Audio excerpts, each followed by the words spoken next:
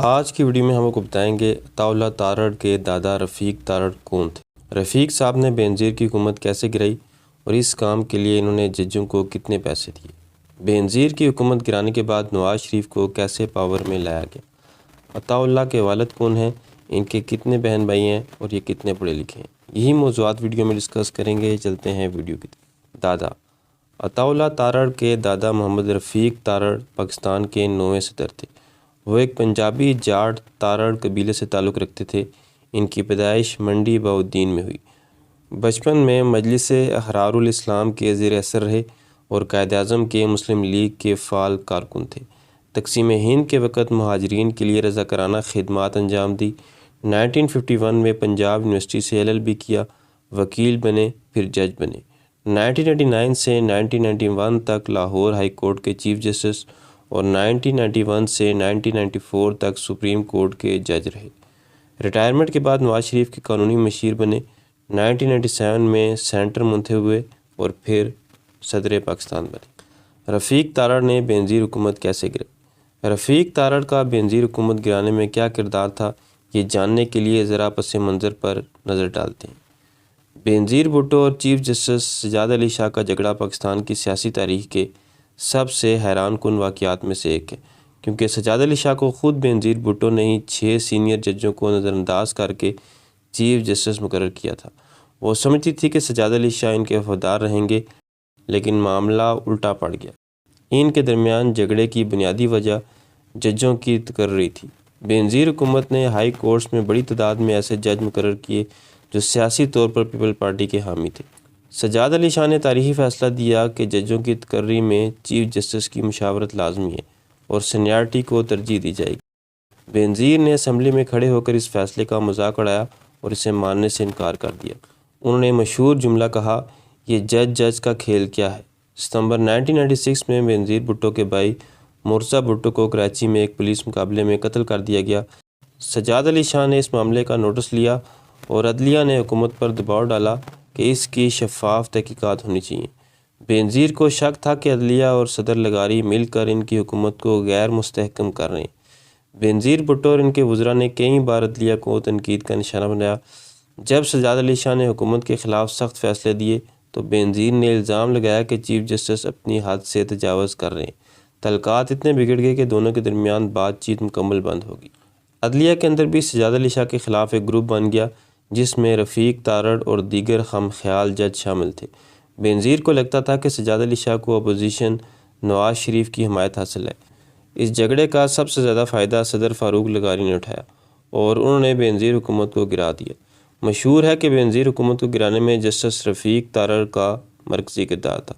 جب بے نظیر اپنا کیس لے کر سپریم کورٹ گئی تو رفیق تارڑ سپریم کورٹ کے جج تھے۔ رفیق تارڑ سمیت ججوں کی اکثریت نے بے نظیر کے خلاف فیصلہ دیا۔ یوں بے نظیر کی حکومت ہمیشہ کے لیے ختم ہو گئی۔ جب رفیق تارڑ نے ججوں میں پیسے بانٹے۔ نواز شریف اور سجاد علی شاہ کے درمیان 2 بڑے اختلافات تھے۔ پہلا اختلاف ججوں کی تعداد پر تھا۔ ذرا مختصر اس پر ایک نظر ڈال لیتے ہیں۔ بے نظیر حکومت گرانے کے بعد 1997 میں نواز شریف بھاری اکثریت کے ساتھ اقتدار میں آئے اور انہیں آتے ہی آئین میں 13ویں ترمیم کی، جس کے ذریعے صدر کے پاس موجود حکومت گرانے کا اختیار ختم کر دیا گیا۔ چیف جسٹس سجاد علی شاہ نے اس ترمیم کو چیلنج کرنے والی درخواستوں پر سماعت شروع کی، جس سے نواز شریف کو خطرہ محسوس ہوا کہ ان کی طاقت چھین لی جائے گی۔ پھر دوسرا مسئلہ یہ تھا کہ chief justice Sajjad Ali Shah supreme court میں ججوں کی تعداد بڑھانا چاہتے تھے، جبکہ نواز شریف حکومت اس کی مخالف تھی۔ بالکل اسی طرح کا اختلاف سجاد علی شاہ کا بے نظیر بھٹو سے بھی ہوا تھا۔ جب چیف جسٹس نے اس معاملے پر سخت موقف اپنایا تو حکومت نے اسے اپنی انا کا مسئلہ بنا لیا۔ نواز شریف کے خلاف توہین عدالت کی کارروائی بھی شروع ہوگی، جس سے بات وزیراعظم کی نااہلی تک پہنچ گئی۔ جب نواز شریف کو لگا کہ چیف جسٹس انہیں گھر بھیج سکتے ہیں تو مبینہ طور پر ایک سیاسی حکمت عملی تیار کی گئی، جس کا مقصد عدلیہ کو عدلیہ کے ذریعے لڑانا تھا۔ اس مشن کے لیے رفیق تارڑ کو چنا گیا۔ یاد رہے رفیق تارڑ اس وقت جج نہیں بلکہ نواز شریف کے قریبی سیاسی مشیر بن چکے تھے۔ ان کا ٹاسک سپریم کورٹ کے ان ججوں کو ہم خیال بنانا تھا جو چیف جسٹس سجاد علی شاہ سے ناراض تھے۔ نومبر 1997 میں رفیق تارڑ کوئٹہ گئے، جہاں سپریم کورٹ کا بینچ بیٹھا ہوا تھا۔ وہاں سپریم کورٹ کے 2 ججوں جسٹس ناصر اسلم زید اور جسٹس خلیل الرحمان نے ایک ایسی درخواست پر سماعت کی جو چیف جسٹس سجاد علی شاہ کی اپنی تعیناتی کے خلاف تھی۔ اس بینچ نے حیران کن طور پر اپنے ہی چیف جسٹس کو کام کرنے سے روک دیا۔ یہ پاکستان کی تاریخ کا انوکھا واقعہ تھا کہ ایک جونیئر بینچ نے چیف جسٹس کے اختیارات معطل کر دیے۔ اسی کشیدگی کے دوران مسلم لیگ نون کے کارکنوں نے سپریم کورٹ کی عمارت پر حملہ کر دیا تاکہ چیف جسٹس کو نواز شریف کے خلاف فیصلہ سنانے سے روکا جا سکے۔ اس افراتفری اور عدلیہ کی اندرونی تقسیم کا نتیجہ یہ نکلا کہ سجاد علی شاہ کو عہدے سے ہاتھ دھونا پڑا اور جسٹس اجمل سعید نے چیف جسٹس بن گئے۔ چیف جسٹس سجاد علی شاہ نے اپنی کتاب لا کورٹس ان گلاس ہاؤس میں تفصیل سے لکھا ہے کہ رفیق تارڑ کوئٹہ کے PC ہوٹل میں بریف کیس کے ساتھ موجود تھے اور ججوں سے ملاقاتیں کر رہے تھے۔ انہوں نے دعویٰ کیا کہ ججوں کے ضمیر خریدنے کے لیے پیسے کا استعمال کیا گیا تاکہ نواز شریف کی حکومت کو توہین عدالت کے کیس سے بچایا جا سکے۔ پرویز مشرف کے ساتھی۔ جب پرویز مشرف نے 12 اکتوبر 1999 کو اقتدار سنبھالا تو انہوں نے فوری طور پر رفیق تارڑ کو ان کے عہدے سے نہیں ہٹایا۔ رفیق تارڑ جو کہ نواز شریف کے دور میں صدر منتخب ہوئے تھے، مارشل لا کے نفاذ کے بعد بھی تقریباً 20 ماہ تک صدر مملکت کے عہدے پر فائز رہے۔ جون 2001 میں جب پرویز مشرف نے بھارت کے ساتھ آگرہ مذاکرات کے لیے جانا تھا تو انہوں نے خود صدر بننے کا فیصلہ کیا۔ 20 جون 2001 کو رفیق تارڑ کو عہدے سے فارغ کر دیا گیا اور پرویز مشرف نے چیف ایگزیکٹو کے ساتھ ساتھ صدر کا حلف بھی اٹھا لیا۔ وفات۔ محمد رفیق تارڑ 7 مارچ 2022 کو لاہور میں 92 سال کی عمر میں طویل علالت کے بعد فوت ہوئے۔ وہ کئی برس سے علیل تھے اور لاہور میں رہائش پذیر تھے۔ نماز جنازہ جامع اشرفیہ لاہور میں ادا کی گئی۔ نماز جنازہ میں سیاسی رہنماؤں کی بڑی تعداد شریک ہوئی۔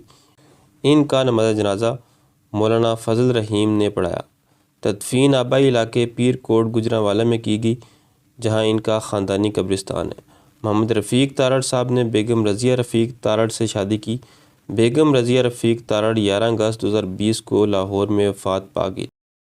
رفیق تارڑ کے 3 بیٹے اور 1 بیٹی تھی۔ ایک بیٹے محمد فاروق تارڑ ہیں جن کے بیٹے کا نام عطاء اللہ تارڑ ہے۔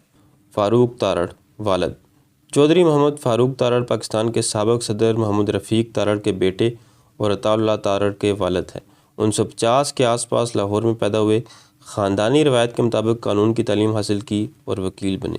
لاہور ہائی کورٹ میں وکالت کا پیشہ اختیار کیا۔ لاہور کے جوہر ٹاؤن میں خاندانی گھر میں پرورش پائی اور آج بھی وہیں رہائش پذیر ہیں۔ فاروق تارڑ صاحب پس پردہ رہنے والی شخصیت ہیں۔ وہ وکالت کرتے رہے مگر سیاست میں براہ راست نہیں ہے۔ چودھری محمد فاروق تارڑ نے ساجدہ فاروق تارڑ سے شادی کی۔ شادی کی درست تاریخ عوامی ذرائع میں دستیاب نہیں مگر یہ 1980 کی دہائی میں لاہور میں ہوئی۔ اولاد 2 بیٹے۔ نمبر 1 عطاء اللہ تارڑ، یہ بڑے بیٹے ہیں۔ 19 اپریل 1986 کو پیدا ہوئے۔ 2026 میں وفاقی وزیر اطلاعات و نشریات ہیں۔ لندن یونیورسٹی سے LLB کیا، وکیل رہے اور اب سیاست میں فعال ہیں۔ خاندان کے سیاسی وارث سمجھے جاتے ہیں۔ نمبر 2 بلال فاروق تارڑ، بلال فاروق تارڑ کے چھوٹے بیٹے ہیں۔ 20 دسمبر 1987 کو پیدا ہوئے۔ وکیل، لیکچرار اور سیاستدان ہیں۔ سابق MPA اور وزیر آباد سے MNA منتخب ہوئے تھے۔ تو دوستو یہ تھی میری آج کی ویڈیو پسند ہے تو چینل کو سبسکرائب کریں۔ ملتے ہیں اگلی ویڈیو میں، تب تک اللہ۔